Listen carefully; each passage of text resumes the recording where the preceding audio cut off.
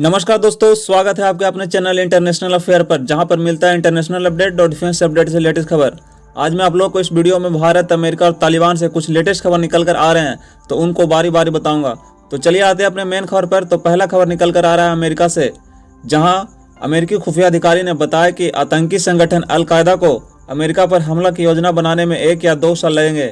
यह report Bloomberg ने 2 वरिष्ठ अमेरिकी खुफिया अधिकारियों के हवाले से दी गई है। अधिकारियों ने बताया कि काबुल पर तालिबान के कब्जे के बाद से अफगानिस्तान में अल-कायदा की गतिविधियां बढ़ गई है। अगर यह किसी तरह का संकेत है तो आतंकी समूह 1 या 2 साल में फिर से मजबूत होकर हमला करने की सक्षम हो सकते हैं।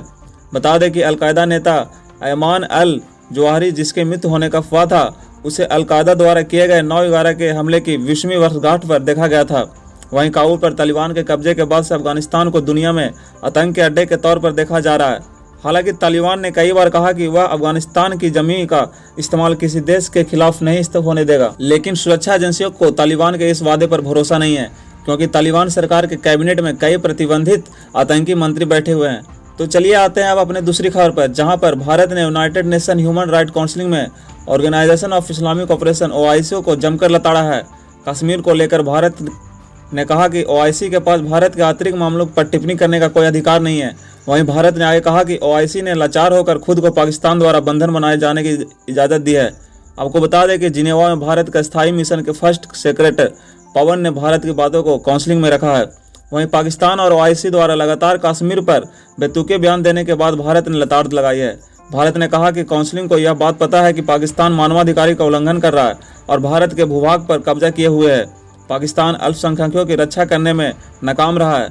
हिंदू, सिख और ईसाई और अहमदियों जैसे समुदाय के साथ पाकिस्तान में गलत हो रहे हैं।